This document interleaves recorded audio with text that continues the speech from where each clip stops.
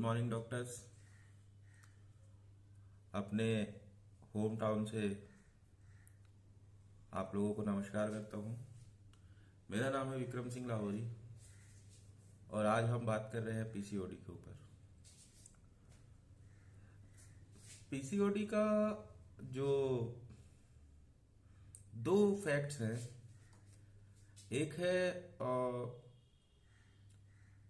Pathological और modern science से जुड़ा हुआ, और दूसरा जो सबसे ज्यादा टारगेटेड पॉइंट है वो है आयुर्वेदा का। तो मैं आज आप लोगों को मॉडर्न साइंस से स्टार्ट नहीं करूंगा, मैं आज आप लोगों के लिए स्टार्ट करना चाहता हूं आयुर्वेदा से। तो नमस्कार, मैं हूं विक्रम सिंह और आज आप लोगों से बात करता हूं पीसीओडी फैक्ट्स ऑन आयुर्वेदा। तो ये जो कहानी है इसमें ये समझने की बात है कि पीसीओडी और पीसीओएस, पॉलीसिस्टिक ओवेरियन डिसीजेस और पॉलीसिस्टिक ओवेरियन सिंड्रोम, इसको लोग अलग अलग समझते हैं, जबकि यहाँ पर जो चीजें हैं वो लगभग एक ही ऑर्गन से जुड़ी हुई हैं और दोनों में चीजें भी एक ही होती हैं, दोनों में हार्मोनल डिसबैलेंसेस होते हैं। और आयुर्वेदा भी इस चीज को मानता है, लेकिन तत्वों और धातुओं के हिसाब से। आयुर्वेदा की थ्योरी पे जब हम आगे बढ़ते हैं तब हमें अपनी मेडिसिन की जो कैपेसिटी है, अपनी मेडिसिन का जो सिलेक्शन है, उस पे ज्यादा भरोसा होता है अगेंस्ट द एलोपैथी और जो मॉडर्न साइंस जो बात करता है उसके आधार पर। तो शुरू करते हैं नकल मारना और आप लोगों को समझाना। तो देखिए, लोग अक्सर पीसीओडी और पीसीओएस को एक दूसरे से बदल देते हैं, हालांकि ऐसा नहीं है, वो आपस में जुड़े हुए हैं। ओवरीज से और इनफर्टिलिटी के ये दोनों कारण हैं, ओवरीज से जुड़े हुए हैं और इनफर्टिलिटी के ये दोनों मुख्य कारण माने गए हैं फंक्शनली बेस पर। दूसरी बात यहां पर ये आती है कि हमको ये समझना पड़ेगा कि हम एक्चुअल में जो भी कर रहे हैं वो क्यों कर रहे हैं और हमारी सिलेक्शन ऑफ रेमेडी आने वाले डिसीजेज में भी कैसी होना चाहिए। तो अभी मैं बिल्कुल ये बात नहीं कर रहा हूं कि पीसीओडी क्या होता है, पीसीओएस क्या होता है, इसके सिम्टम्स क्या होते हैं और ये कैसा होता है। हम बात कर रहे हैं सिर्फ इसके आयुर्वेद आधारित फैक्ट्स पे, और यहीं पे आपको समझ में आ जाएगा कि मेन चीजें क्या होना चाहिए। मॉडर्न साइंस की थ्योरी मैं नेक्स्ट वीडियो में आप लोगों को दूंगा, ऐसा नहीं है नहीं दूंगा, और आप इसमें ये चीज समझ जाएंगे कि दोनों जगह से अगर हम देखते हैं तो हमारी मेडिसिन का जो सेम होता है सिलेक्शन, वो उसमें एक मेडिसिन का भी डिफरेंस बीच में नहीं आएगा। तो कहीं ना कहीं मेटी साहब भी ये चीज नहीं बोली जा सकती कि भारतीय चिकित्सा से उनका कोई कनेक्शन नहीं था। भारतीय चिकित्सा, रस विद्या और नागार्जुना से उनका काफी कनेक्शन होगा, ऐसा मुझे लगता है। इसलिए लगता है क्योंकि जब भी मैं आयुर्वेदा थ्योरीज को पढ़ता हूँ तो उसमें मुझे ये इलेक्ट्रोहोम्योपैथी की मेडिसिन बहुत जल्दी में से सिलेक्शन हो जाता है मेरा, और बहुत शॉर्ट मेडिसिन सिलेक्शन है। बने रहिए आप मेरे साथ। तो पीसीओएस में एक्चुअल सबसे बड़ी चीज ये होती है कि ओवरीज जो है वो एंड्रोजन के असामान्य स्तर को बढ़ाते हैं। इट मींस एंड्रोजन्स हार्मोन्स का जो सिक्रीशन है, जो कि मेल हार्मोन्स है, उनको वो बॉडी में किसी भी कारण से वो हार्मोन्स ज्यादा बढ़ने लगते हैं और टेस्टेरोन जो लेवल है वो बढ़ जाता है। जिससे क्या होता है, हर्सुटिज्म। तो हर्सुटिज्म आपने जानते हैं आप लोग, इसमें हेयर ग्रोथ बहुत सारी होती है, तो वो होता है। और उसी के साथ में क्या हो गया कि वो जो टेस्टोस्टेरोन का हाई लेवल है, वो क्या करता है, वो स्वस्थ जो एग होता है उसके विकास को भी प्रभावित करता है, स्वस्थ एग के विकास को प्रभावित करता है। और उसके पहले भी वो क्या कर देता है कि जो आपके एक्चुअल फॉलिकल्स होते हैं, ग्राफियन फॉलिकल्स होते हैं, जहां पे ओवम बनना होता है, उस जगह को भी ब्लॉक कर देते हैं वो। ये चीज पहले ही ये आ गई कि हमें एक जो फीमेल हार्मोन्स होना था वो असंतुलित हो चुके हैं। और साथ ही साथ में क्या हो रहा है कि फीमेल के अंदर जो मेल हार्मोन्स हैं, एंड्रोजन्स हैं, खासकर टेस्टोस्टेरोन है, उसका लेवल हाई हो रहा है।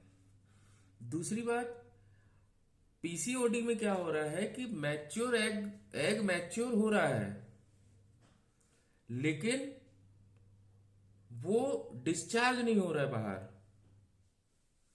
तो पीसीओएस और पीसीओडी लगभग एक जैसे है और इनका ट्रीटमेंट भी इलेक्ट्रोहोम्योपैथी में एक ही जैसा है। तो पीसीओडी में क्या हो रहा है कि पीसीओएस में तो ओवम बन ही नहीं रहा है, और पीसीओडी में ओवम बन रहा है लेकिन डिस्चार्ज नहीं हो रहा। और डिस्चार्ज नहीं हो रहा तो वो क्या हो रहा है, ओवरी के अंदर जमा होते जा रहा है, डंप होते जा रहा है।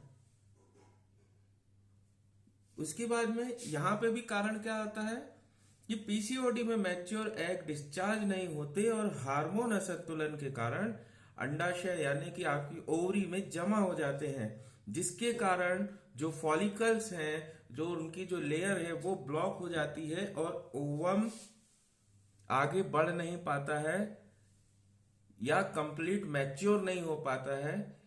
अगर ओवम मैच्योर नहीं है उसके बाद भी अगर पीसीओडी की कंडीशन है तो वो बाहर नहीं आएगा, मैच्योर है तो भी बाहर नहीं आएगा, वो सिर्फ क्या है, ओवरी के अंदर जमा रह जाएगा। इस चीज को आप ध्यान में रख लें। अब पीसीओएस में टेस्टोस्टेरोन के कारण जो एग होता है ना, वो लिक्विड से भरी हुई थैली बन जाते हैं, जस्ट लाइक पाउचेस। तो वो लिक्विड से भरी हुई थैली बन जाते हैं और वो आकार में, साइज में बड़े भी हो सकते हैं। तो उसमें पीसीओएस में जो सिस्ट होंगे, पीसीओएस के जो सिस्ट होंगे, वो अंदर से एक फ्लूइड से भरे हुए रहते हैं। और पीसीओडी में क्या होता है कि आपके जो एग है, चाहे वो मैच्योर है या इमैच्योर है, वो डिपॉजिट हो रहे हैं, डंप हो रहे हैं उसी पर्टिकुलर ओवरी के अंदर। इस बात को आपको ध्यान रखना है। इन दोनों में सिर्फ यही डिफरेंस है, बाकी सारी की सारी जो चीजें हैं वो सारी की सारी चीजें सेम है। अब आयुर्वेदा का बेस समझना है हमको, तो सबसे पहले 3 चीजों को हमें ध्यान में रखना पड़ेगा। पहला है वात, जो कि प्रतिनिधित्व करता है वायु या अंतरिक्ष का, और ये गति का संतुलन करता है।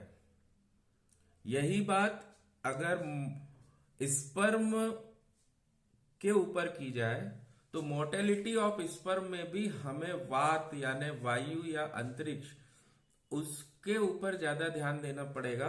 और इनकी मेडिसिन क्या होंगी ये मैं आगे आपको बता ही दूंगा। तो पहले आपको ये समझना है, वात, वायु या अंतरिक्ष वो होता है गति के लिए। अब पीसीओएस और पीसीओडी या फीमेल जेनाइटल ऑर्गन्स की जब हम बात करते हैं, तो जो यूट्रस है, उस यूट्रस को आयुर्वेदा में अंतरिक्ष माना गया है। अंतरिक्ष माना गया है जहां पर आपका एक फर्टिलाइज ओम आता है, आने के बाद वो बैठता है, बैठने के बाद उसमें गतियां होती हैं और उसके बाद वो अपने आकार को बड़ा करता है। और उसी के यूट्रस के अंदर आपके जो सीमेन से निकलने वाले स्पर्म हैं वो भी गति करते हुए हैं, तो वो जाके फैलोपियन ट्यूब में आपके ओवम के साथ संपर्क करते हैं, वो आके फिर यूट्रस में यानी अंतरिक्ष में बैठ जाता है। तो जहां पर भी ओवम की गति है या जहां पर भी सीमेन में स्पर्म की गति है, मोर्टेलिटी जिसको हम बोल रहे हैं, तो उसको अगर हमें इंडिकेट करना है तो उस पे जो दोष या उस पे जो बात आएगी वो आएगी वात की। दूसरी चीज होती है पित्त। तो पित्त आपका क्या कर रहा है, अग्नि और जल का प्रतिनिधित्व करता है, जिसमें अग्नि का परसेंटेज ज्यादा है और जल का परसेंटेज कम है। तो ये होता है परिवर्तन के लिए। तो इट मीन्स अभी वात से क्या हुआ कि एक कॉमन बात की जाए तो ओवम बाहर निकला, फैलोपियन ट्यूब में आया, उसके बाद फर्टिलाइज हुआ। फर्टिलाइज होने के बाद में अगर वात सही तरीके से काम कर रहा है तो वो सीधे सीधे अंतरिक्ष में जाके यूट्रस में जाके स्थापित हो जाएगा। और पित्त फिर क्या करेगा कि उस फर्टिलाइज्ड एग में होने वाले परिवर्तन पे उस समय पित्त ज्यादा प्रभावी होगा और उस परिवर्तन को क्या करता है, वो मैनेज करने का काम पित्त करता है। तीसरी जो चीज आ गई वो है कफ। तो कफ पृथ्वी तत्व, कफ जो है वो पृथ्वी तत्व का प्रतिनिधित्व करेगा। और ये क्या करता है, कफ संरचना के विकास, संरचना का पोषण और उसके डेवलपमेंट पर अपना प्रभाव रखता है। कौन रखता है, कफ रखता है। तो पीसीओएस और पीसीओडी के केस में जो सबसे ज्यादा अगर असंतुलन कहीं देखने के लिए मिलता है तो वो कफ पे ही मिलता है, क्योंकि यहां पर दो चीजें हो रही है, पित्त और कफ के दोष। इसका मतलब पित्त आपके मेटाबॉलिज्म और अग्नि तत्व की बात करता है, और अग्नि तत्व को आयुर्वेद में हार्मोन्स जो होते हैं, हार्मोन्स को अग्नि तत्व माना गया है। तो हार्मोन्स का असंतुलन और कफ यानी संरचना का असंतुलन। तो संरचना का असंतुलन यहां पर पैदा हो रहा है पहले ही स्टेज से, वो हो गया आपके ग्राफियन फॉलिकल से, और उसके बाद में फिर हो गया आपके ओवम की संरचना से। तो पित्त और कफ का मेंटेनेंस अगर हम कर लेते हैं तो यहां पर हमारा जो है पीसीओडी और पीसीओएस काफी हद तक हम क्योर कर सकते हैं। अब पित्त अग्नि तत्व, और इसकी बात मैंने पिछले वीडियो में भी आप लोगों को बताई थी कि अग्नि तत्व की हर मेडिसिन वो होगी जो लीवर, गाल ब्लैडर और जीआईटी ट्रैक्ट और मेटाबॉलिज्म से जो जुड़ी होंगी। साथ ही साथ में जैसे कि कंप्लीट एस ग्रुप है जो कि हमारे बॉडी फंक्शंस को स्टिमुलेट करने का काम करता है, फंक्शंस को कंट्रोल करने का काम करता है, हार्मोन्स को कंट्रोल करने का काम करता है। हार्मोन्स और फंक्शन इनको कंट्रोल करके मेटाबॉलिज्म जो उस पर्टिकुलर ग्लैंड का या पर्टिकुलर सेल के मेटाबॉलिज्म को जो मेंटेन कर दे और जो उसके साथ में वर्क कर जाए, तो वो आपकी क्या हो गई, वो अग्नि तत्व की मेडिसिन हो गई, यानी पित्त को प्रभावित करने वाली मेडिसिन हो गई, जिसमें आप S1, S2, S3, S5 और S6 मतलब जितना भी S ग्रुप है हम उसको डाल सकते हैं। और उसमें अगर हम बेस बात करें तो हम S1, S2 और S5 ये तीन मेडिसिन को हम पित्त की मुख्य औषधियां मानकर यहाँ पे पेशेंट के ऊपर अप्लाई कर सकते हैं। अब कफ की जब हम बात करते हैं तो कफ it means mucus layers and serous layers. ये मैं नहीं कह रहा हूं, आप मॉडर्न साइंस और कफ का जब आप स्टडी करेंगे तो आपको ये समझ में आएगा। तो जहां भी म्यूकस लेयर्स की बात आ गई तो यहां पर आपकी कफ का प्रतिनिधित्व करने वाली जो मेडिसिन है वो है सी ग्रुप की और पी ग्रुप की। इसको आप नोट करके रख लीजिए। फिर कफ की बात मैं करूंगा आने वाली डिसीज में, आप नोट नहीं करेंगे और फिर आप बोलेंगे कि सर आपने बताया नहीं था, सर ने बताया था कि जहां भी कफ की बात होगी तो वहां सी ग्रुप और पी ग्रुप की मेडिसिन ही आएगी। जहां पे अग्नि तत्व की बात होगी, जहां पित्त की बात होगी तो वहां पे एस ग्रुप की मेडिसिन की प्रधानता हो जाएगी।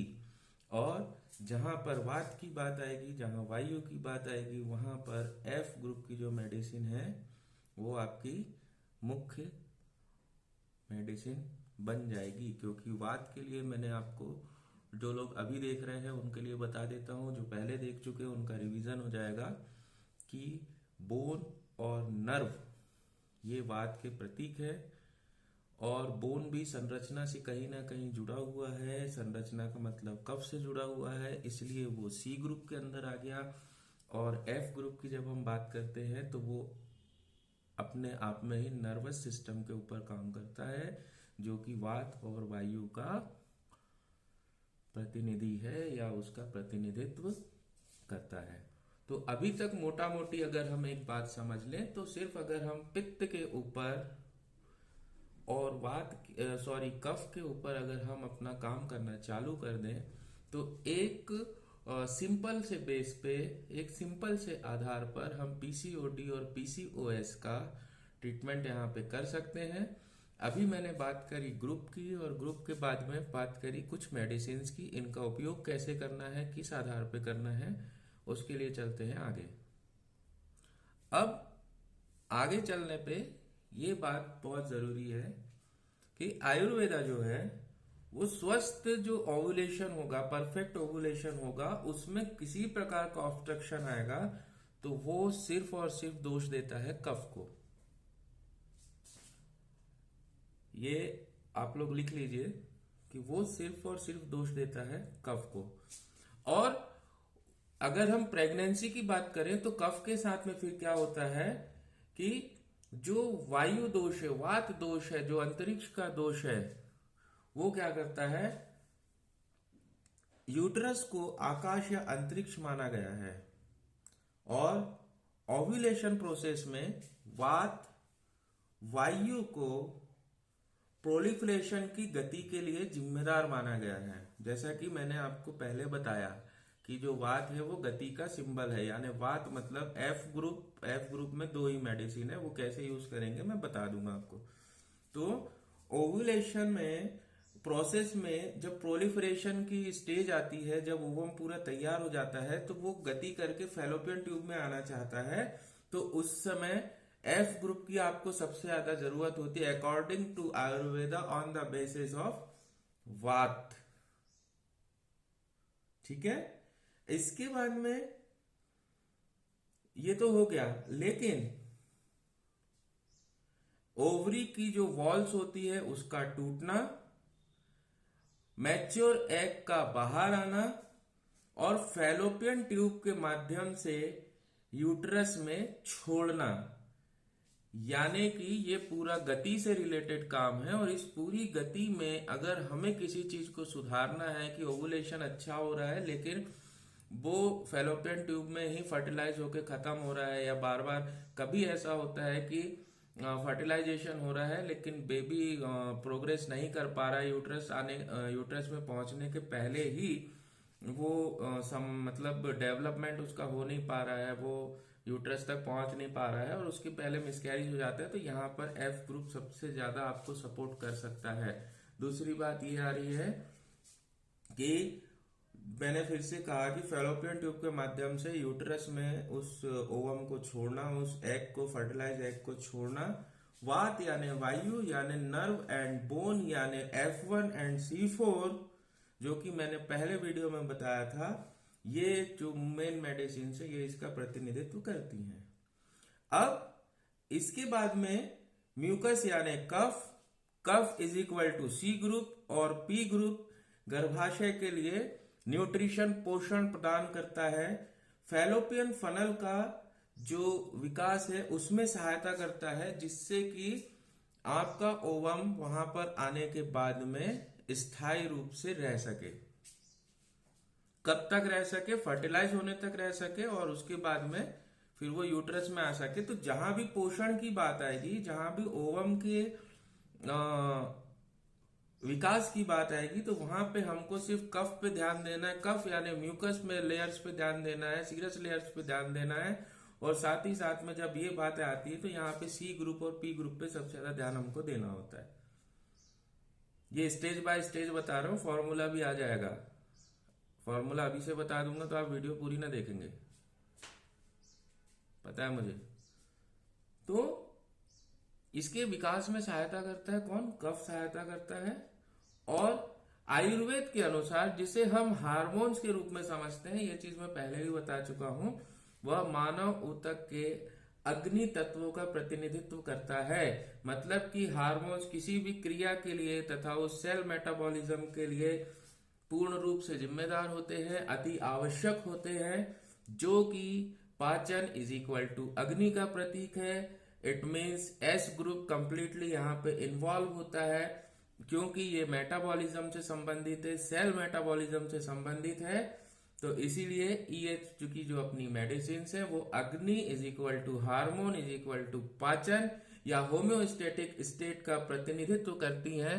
और इस कंडीशन में जब हमारे पास फैलोपियन ट्यूब में से निकलकर यूट्रस में एक फर्टिलाइज एग आ चुका होता है, तो उस समय सिर्फ हमें हार्मोन्स के बैलेंसेस को बनाए रखना होता है, जिसके लिए हमें एस ग्रुप की आवश्यकता होती है, ताकि वो जो कफ है इस मेटाबॉलिज्म के साथ मिलके उस ओवम की संरचना को, उस फर्टिलाइज ओवम की संरचना को बराबर विकसित करता रहे और उसे सही न्यूट्रिशन मिलता रहे। ये प्रतिनिधित्व करता है। अब इसके साथ में आगे हम क्या सुनेंगे, पहले आप इतना नोट कर लीजिए। समझ में नहीं आया तो ये पार्ट 1 है। पार्ट 2 में मैं इसके साथ आपको मेडिसिन का डिस्क्रिप्शन दूंगा। अभी मोटा मोटी मैंने आपको ये बताया है कि पीसीओडी और पीसीओएस बहुत ज्यादा अलग नहीं है, ये किन किन दोषों के कारण हो सकते हैं और उन दोषों के ऊपर हम किस ग्रुप की मेनली कौन कौन सी मेडिसिन का हम यूज कर सकते हैं। अगर हम यहाँ पे सी ग्रुप की बात कर रहे हैं तो यहाँ पर चूंकि ओवरी का मामला है और हार्मोन का मामला है, तो C1 C2 और C3 C4 का भी कारण आपको पता है, C5, लेकिन मेनली C2 जो है वो मेन मेडिसिन का हम यहाँ पर यूज कर सकते हैं। C2 नहीं है आपके पास तो आप C3 या C1 का यूज कर सकते हैं। अगर ये तीनों मेडिसिन नहीं है तो C4 या C5 का भी यूज कर सकते हैं। और एस ग्रुप की जब हम बात कर रहे हैं तो हम वहां पर S2 का यूज कर सकते हैं। पीसीओडी पीसीओएस में जब हम आगे जाते हैं तो वहां पर हेरिडिटी भी हमें देखने मिलती है, तो इसलिए हम वहां पर वैन1 का भी यूज कर सकते हैं। तो ये अभी की क्रिया से अभी की जो बातें हैं उससे ये प्रूफ होता है कि इतने ग्रुप तो हमको फिलहाल में यूज करना है on the basis of Ayurveda. और इन ग्रुप से पूरा निचोड़ निकालने के बाद में जो हम एक फाइनलाइज इसका प्रोटोकॉल रेडी करेंगे, उसकी बात होगी अगले वीडियो में। तो बने रहिए मेरे साथ। सब कुछ बता दिया है मैंने, लेकिन अगर आप लिखेंगे नहीं, आप स्टडी पे ध्यान देंगे नहीं, आप ट्रीटमेंट करने जाएंगे पीसीओडी का और वो ट्रीटमेंट हो जाएगा कॉन्स्टिपेशन का,